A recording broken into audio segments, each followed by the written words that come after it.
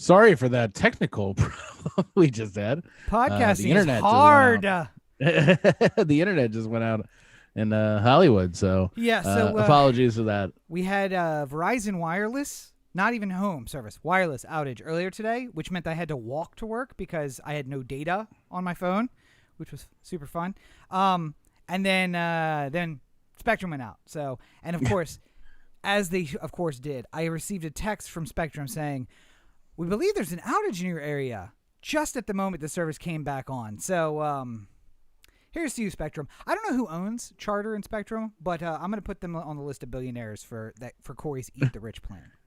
Time Warner, the people who've ruined Warner Brothers. Oh, is it? Well, technically, AT&T ruined Warner Brothers, so let's. Well, listen. Technically, everybody who's ever touched Warner Brothers after the Warner Brothers have ruined Warner Brothers. So I don't know if all of them have, but it's been kind of sad here recently. Anyway, back to what I was saying. Yes. Charlie Manson, assume he's still alive here, and imagine for a minute that he says that he wants like extra yard time. A reasonable person would say, "No, fucking Charlie, you don't get extra yard time. You're the worst prisoner we have, and you don't deserve extra things that come from being a good model prisoner, because you're not a model prisoner. You're just an asshole who constantly is causing trouble." This is what the Baltimore Police Department is, and we're giving them the benefit. Like, they should be allowed to have encrypted radio, because I don't even fucking understand. It's our whole problem. The whole problem of crime in Baltimore is so largely based on the fact that the Baltimore Police Department have carte blanche to commit crimes on their own and not solve crimes, because nobody trusts the Baltimore Police Department. And then nobody testifies against criminals who commit crimes because, number one, the Baltimore Police Department won't protect them. And number two, the chances of somebody actually getting convicted at the end of the thing is so low. Corey, I think you've been too deep in the research. We got rid of the gun trace task force. That's past. You're talking about the past. We're talking about the future. Here's the funny thing. Roberto and I were watching The Wire earlier today, season 5, when McNulty just goes completely off the deep end. Mm-hmm. And he looks at me, like a person filled with hope would, and says, "He's going to get in trouble for this, right?" I said, "Of course not." He's like, "But what he's doing is so illegal." And I'm just like, the Baltimore Police Department is a deeply flawed organization and will never change. I don't know what to tell you. Like, if Howard County decided that they wanted to investigate McNulty for something he did, then perhaps he would get charged with something. Or if the FBI or some other agency decided that they were going to find some sort of charges, then yes, of course, McNulty would be found guilty and go to jail and the whole thing. But because the onus on figuring out whether or not somebody has committed a crime lies on the Baltimore Police Department, it will never happen. It just won't happen. It's just it's a completely preposterous exercise to think that the Baltimore Police Department will change in any kind of meaningful way, yet we give them the carte blanche of a model prisoner. Well, as a reminder, from your research, how did the gun trace task force fall? It was because of everything was in Baltimore, right? Like, it was an internal affairs search. And no, it was because a drug dealer got arrested in Baltimore County by the Howard County Police. It was a Howard County or Harford County, Harford County, and Baltimore County joint operation to try and bring down drug dealers who were bringing drugs into their area. And then all of a sudden they found out that there were a lot of calls between drug dealers and Baltimore Police Department officers, and they said, "That's weird," and they got the FBI involved, and then the FBI eventually arrested the Baltimore gun trace task force. Literally every single one of those police officers would still be on the street if it weren't for that. That's the only thing that kept any of them from being arrested or serving any kind of time or us understanding what they did, because this is not a surprise to people who live in Baltimore, where it's just like, the cops came out of nowhere, fucking roughed everyone up, arrested people, and stole their shit. Yep. And then rolled out. And then rolled out. And then rolled out. And then what do you do when you go to the judge and you say, that cop stole $200 from me when he was in the process of arresting me? And they said, but you did the crime, right? It's just like, well, I mean, I had drugs on my person, but the cop robbed me, and it's just like, the cop's not on trial here. You're going to jail, guilty. Or so what you're telling me is $200 of ill-gotten gains are missing, and I'm supposed to take your testimony over the criminal's testimony over the police right officer. upstanding officer Yes. of the Baltimore Police Department, which has done nothing wrong ever in its history. From the very beginning, a sterling organization that has never had anything that has let go of the polish on its shine. Nobody talks to me like that, except maybe the boy. Oh my God. Yeah. So the basis of that is that nothing's gonna change. So don't get your hopes up. And have you seen Army of the Dead? Have you watched Army of the Dead on Netflix? No, but I heard good things. I am thinking. Do you know the concept of it though, right?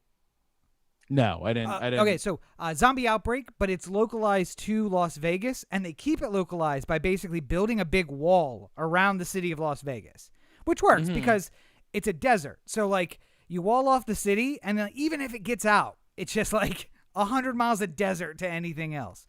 Right. I say we do the same thing to Baltimore.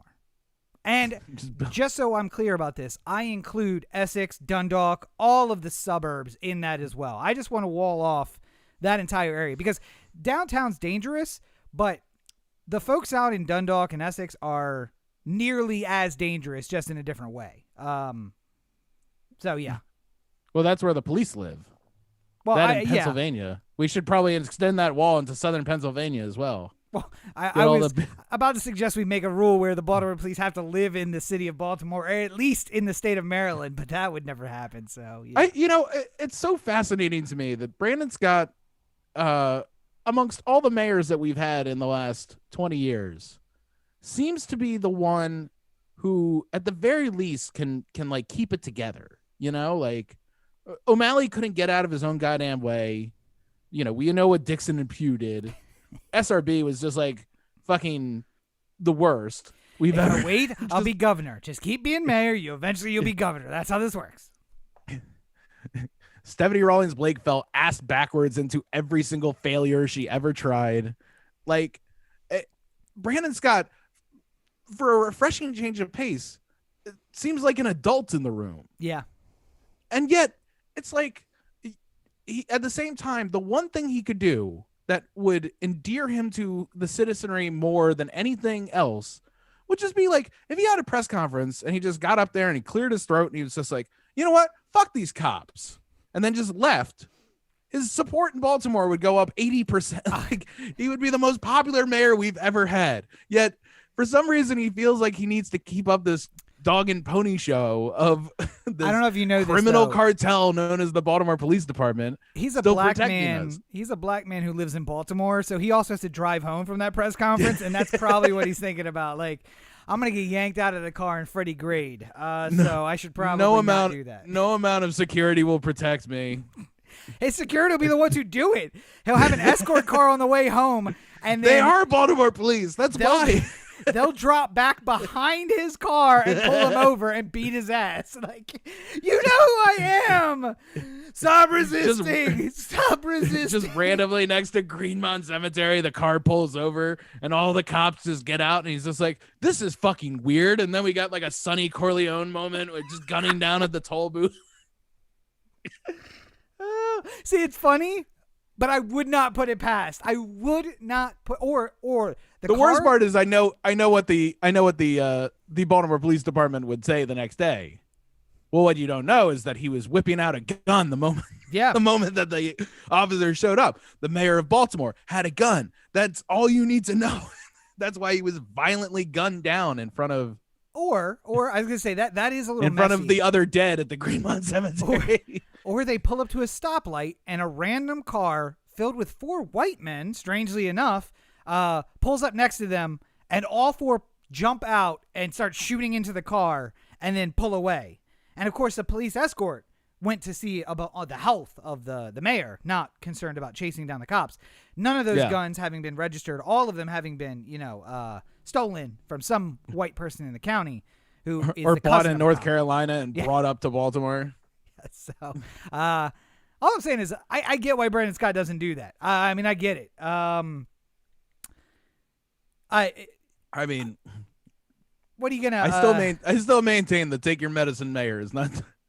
Yeah, but this see, is gonna here's have the to thing. happen at some point. We have to check our privilege and say you or I could be a take your medicine mayor, because there's going to be a level of they're not going to kill me. They're not going to kill me in public. And if they're going to kill me in public, it almost will make my memory will live on and get shit done. Brandon Scott dies in Baltimore, and they will do everything they can to say he had a gun or there was a reason for it, and it's just another black man dead in Baltimore. So what's the big deal? Yeah. William Donald Schaefer got killed in Baltimore. He's JFK. And then it'll be up to the Baltimore Police Department to investigate it, and they'll never find the killer, just like Sean Suiter. Yeah. By the way, you can kill a By the cop way, in look Baltimore. in your own goddamn ranks. Look in your own goddamn ranks. It's one of them. It's You can one kill of a the cop in 3,000 Baltimore. officers sworn. As If long it's as not he's one not of the like, 3,000 officers sworn, it was somebody that knows one of those 3,000 officers sworn. There's no fucking you will never convince me otherwise. What? Never in a million years will you convince me that the Baltimore Police Department in some way, shape, or form didn't kill Sean Suiter. Snitches get stitches goes to the ranks of the police as well. So listen, it's deep embedded in Baltimore. I don't know what to tell you. And apparently it has made its way down to the Eastern Shore as well, because the boys far in blue Eastern in Ocean Shore, yeah. City, are the same way. Well, you know what? I always thought of Baltimore County cops and the Ocean City cops as like the same sort of thing. Like, there's not real crime to deal with. I mean, there's crime, don't get me wrong. Yeah. But there's not like Baltimore City crime going on, right? So largely what they do is they have way too many officers who just get upset over the smallest little nonsense ever. Yeah. And they mostly take it out on kids because nobody gives a shit when you rough up a kid as opposed to rough up a 50-year-old who could potentially sue you, Yeah. So like some 17-year. So basically what we're talking about is there's a story video out of Ocean City, Maryland. I saw Ocean City trending on Twitter and I was like, oh God, what the fuck is this? Maybe it was because Mar of Easttown is wearing an Ocean City hoodie in several scenes, and I was That's like, Jersey though, right? No, because remember, over the last few years after Sandy, there is no Ocean City, New Jersey. Nobody goes there anymore. It's all Really? Ocean City, Maryland. Yeah, and I recognize the print and color The combination. embroidery. Yes, as Ocean City. I've seen it very often. And that meme of Leo from Once Upon a Time in Hollywood, that was me during the show. I was like, Pointing at the screen. I know that place. Anyway, yes, Ocean City cops.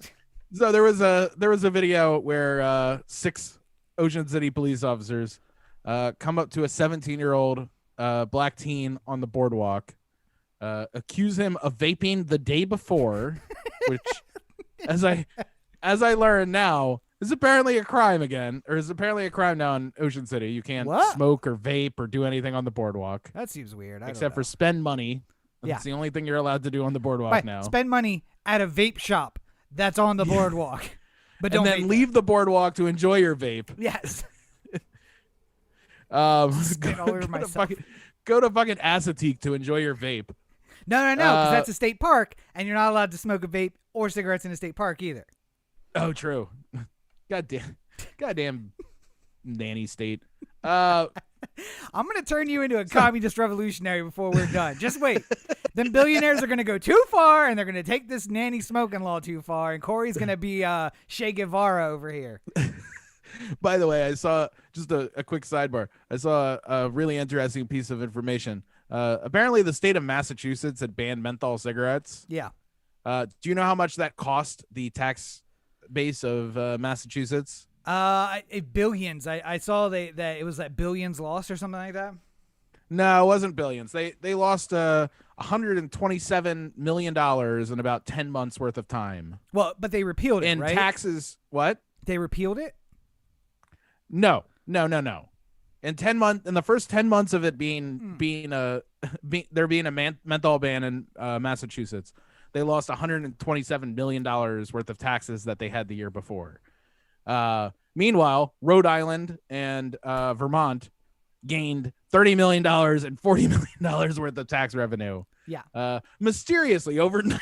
So. Well, no, I think the story. So I think the ban has a 10-year, like it's in place for 10 years before we have to like analyze and either renew or undo it. So it might be that it's going to cost us $1 billion over 10 years to ban menthol cigarettes. I mean, if it costs them $127 million in 10 months, that seems to add up. Yep. So. Yeah. Anyway, back to Ocean City. It's weird to put it in that perspective, by the way. You're like, $127 million. Okay. But that bill doesn't come up again for 10 years. Yeah. It's $1 billion over 10 years. You've been working on the goddamn turnpike for 35 years. You couldn't use $1 billion? I'm just saying. That big dick gonna stop. Yeah. Plus, half the guys out there are smoking menthol cigarettes, and you don't want to be around them if they're driving a fucking Rhode Island for them, too. I need a day off, man. I'm sick today. I got to go to Rhode Island for my smoke. Got to buy a couple cartons. So back to Ocean City. Yeah. They accused this teen of smoking the day before. Vaping the day before. Yeah, vaping the day before.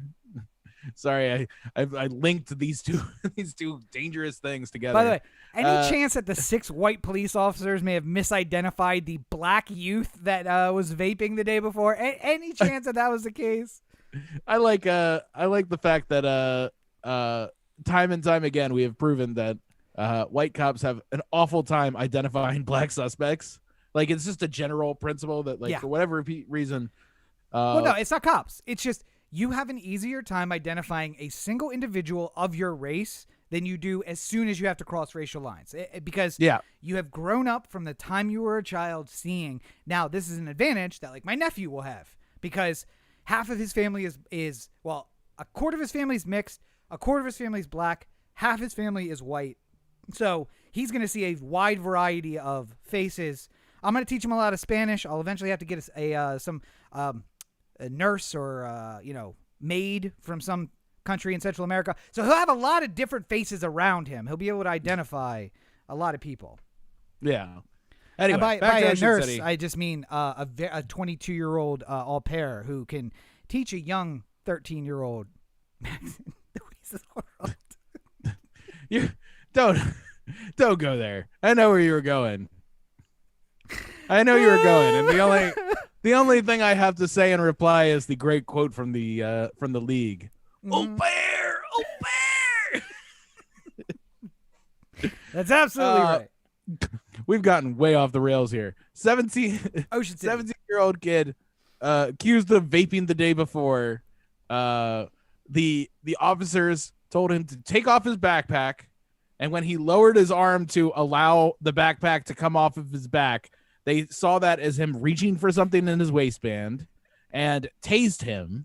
Yeah. Now, thank God they didn't shoot and kill him, but still, the tasing is not necessary in this situation. There was white people behind him, Corey. They weren't going to shoot him. They might have accidentally shot a dog or, a white person from behind him. So the part where it really gets bad is the grotesque way in which they kneeled on him while they were trying to cuff him. Completely and then unfamiliar. hogtied him. Haven't seen that at all in the last year. So hogtied the 17-year-old, and then carried 6 him? or 7 officers drag him like it's like a fucking coffin. Yep.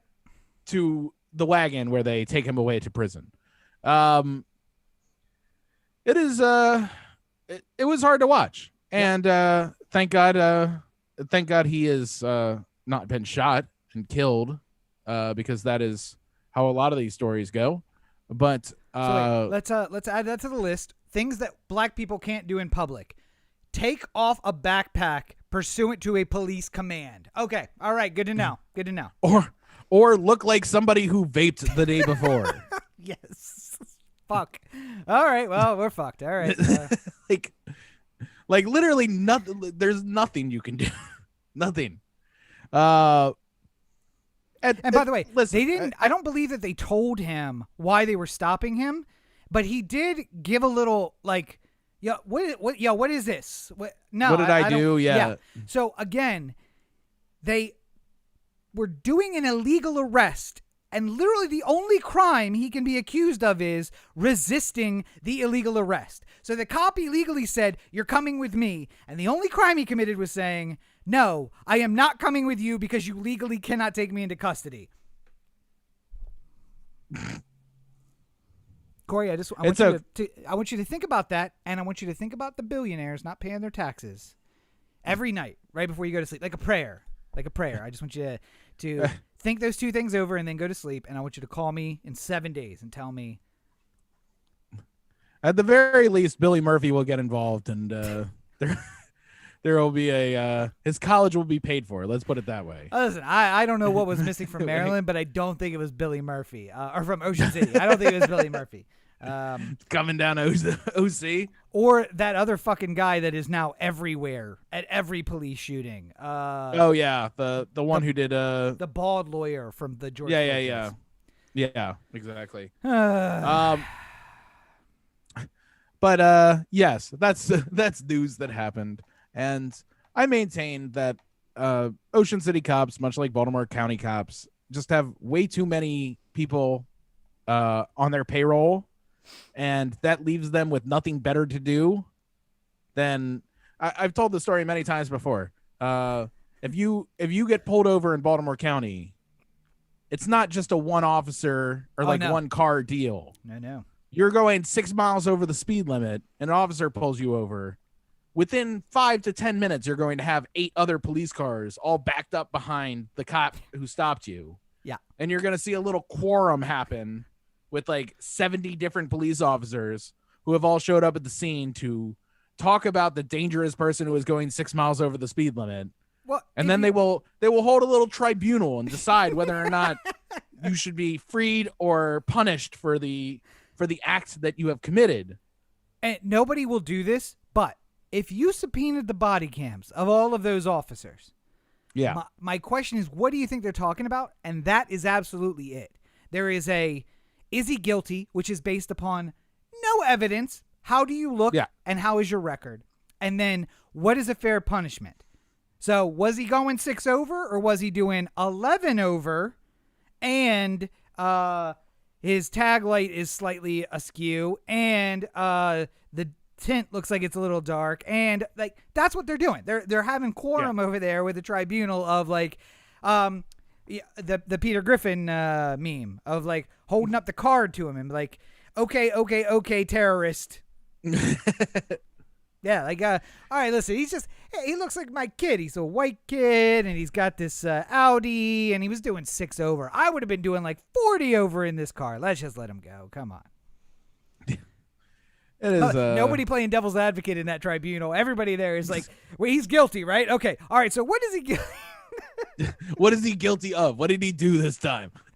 Yeah. Oh, did you see the story about the protester whose phone continued to live stream from the evidence bag? No. Oh, yeah. So that was like 2 or 3 weeks ago. I think it was the week that we were off. But guy's live streaming, and the cop goes to grab it, and the guy like fights him. So there's like a struggle. And when he gets it, he just basically hands it backwards to another cop who drops it in like the evidence bag that has a bunch of people, arrestees stuff in it, right? But it's still live streaming. And for 6 more hours, it's live streaming the inside of the bag. And for one of those hours, it's sitting on the desk at a police station while 4 police officers try to figure out what they could charge this guy with. And at one point, they get confused about, like, is this the guy in the hat? And like, no. All right, that was that guy. So he didn't actually run, so we can't charge him with, like, fleeing. This is the kid who was recording, and then I went to go get the phone, and he moved it away from me, and it's like, well, that's resisting, isn't it?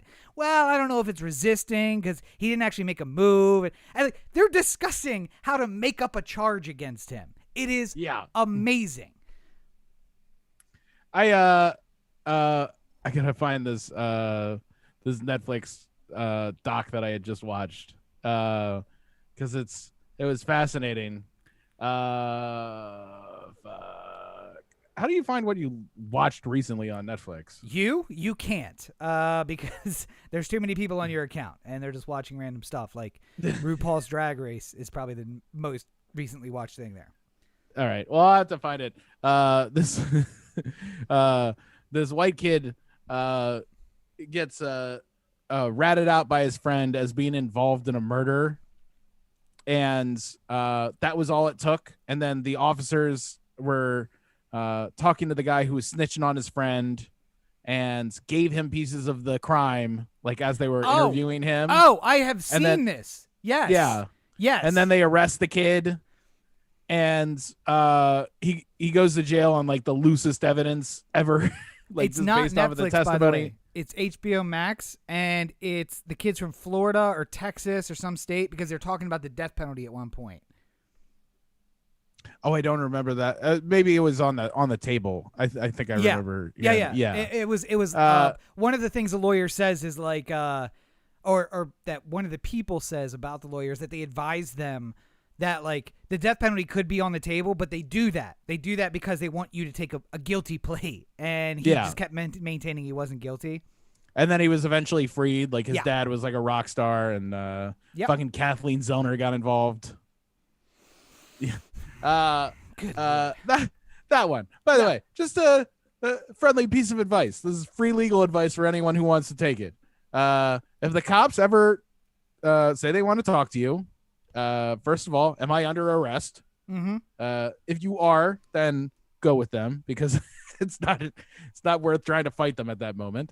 And then as soon as you get in the interview room, they're probably going to try and butter you up with sweet little nothings. Your first words out of your mouth should be, I would like my attorney present for any interview that is going to occur, because this kid fucked himself so badly. Yeah. By just thinking he could just talk his way out of it. I didn't do anything. Why the fuck why do I need that? I can just talk to them and be fine. And yep. I watch so many of these true crime things where I'm just like, get a fucking lawyer. Like your whole thing is just fixed if you get a lawyer. Like you never would have been charged if a lawyer was in the room for the interview. Like it just never would have happened. Somehow I am unsurprised that. And his 11 years in jail is all based off of the fact that he thought he could just talk to the cops over the thing that he clearly did not do. Like I am somehow unsurprised that your household spends a lot of time watching true crime documentaries, as I like to call it, murder porn. I do have another free piece of advice for people at home, though. When you're in that interview room and you're thinking, like, should I ask for a lawyer or not?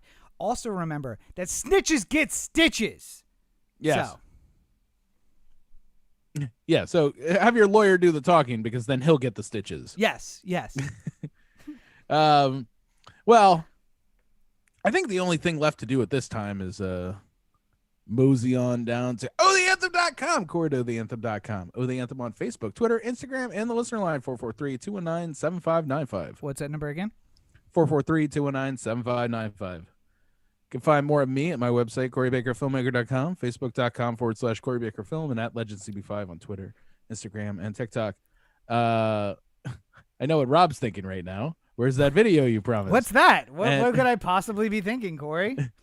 And my response is, I was on set this weekend, so it's gonna be delayed a little bit, but it is coming. So enjoy it when it does. So, how many hours were you on set this weekend, Corey? Let's see. 48. 48 hours. Yeah. Okay. In 4 days. Oh, okay. Yeah. So you and I basically worked the same amount of time in 4 days. Plus, I worked another day after that. It was about 10 hours. So. I mean, I only listen, say I'm that. not... I only say that to say I have a new video out. Came out today. Everybody can check it out on my channel. It's only 1 hour and 32 minutes long. So Watch it in pieces. I'm just saying if there's a will, there's a way. That's what I'm saying. So. Oh, well, I interrupted you. What were you about to say about your video on your channel? Nothing. Just that I was never doubting your that you were working more than me this past week, but usually people hear 48 hours and 4 days and they're going like, Jesus Christ, in 5 days I worked 40 hours, and I'm just like, it's the life of the film set. Yeah. My favorite. I showed Rob before we started that we everyone on set had a big laugh about my sleep tracker. I have this new pad that like lays underneath the mattress and automatically tracks my sleep every night. And you could clearly see which days I was on set based off of the lack of sleep I was getting during those 4 days. So it's pretty funny. That's my everyday life. Although you could do a review of that sleep tracker, that'd be a nice piece of content for the channel. Perhaps, yeah. Out of sorts for what you do. Or I could just make it as a video of like what to expect when you become a filmmaker. Things that are necessary. A sleep tracker, so you know how bad you feel. Just show the data from all the days on set. Yeah. But here's a week I worked. Look at all the great hours of sleep first, then look at all the shitty hours of sleep. But of course, you can find more of me at Robert and Chicken Oysters Networks. As I said, I have a video up. It is an hour and 32 minutes long. And to the one person who sent a comment 1 hour and 48 minutes after it was posted, you haven't renewed my faith in humanity. But Corey, what is it? Is it Billy Madison? Where at the end of it, Buscemi's sitting there and he like crosses the name off and then puts the lipstick on. Yeah. Yeah. To you, I say, I often call for a renewed coronavirus or similar pandemic that kills off 95% of the human population. And to you, person who commented at the end of the video, an hour and 48 minutes after I posted it, my hour and 32 minute long video, I crossed your name off the list. I want you to be one of the 5%. That's all it takes. Yeah. But to everyone else, you should break it up into like 30-minute chunks because it's dense and it's a lot. And if you are one of the 5 or so people who have watched the majority of it, don't be concerned. I am still here. So there's that. And I hope it starts a dialogue with you and your friends at home. So I also spent the entire day waiting for the axe to drop. And I haven't gotten messages from the family. And Corey seems to have not seen the subject. Corey and Roberto both have apparently not seen the subject. So avoided that conversation. Don't look it up. Don't look it up. That's not the point. The point is not to look it up now. Anyway, so go check out the new video. Okay. Well, I guess. So am I not to react to it live on the podcast? Is that it's gonna extend the episode unnecessarily because it's gonna be like a whole thing. Although you, I will guess, are gonna be one of the very few people that get the homage in the title. Yeah. Are we talking about how I learned to fuck. What is the actual movie?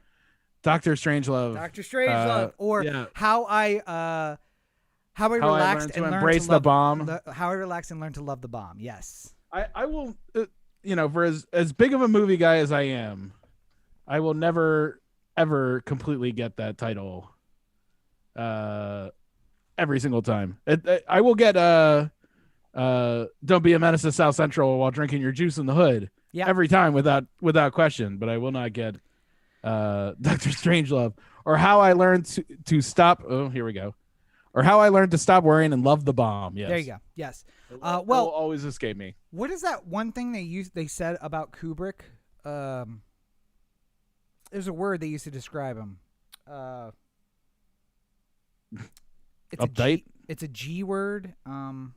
Genius. Yeah, so that's what we have in common. Anyway,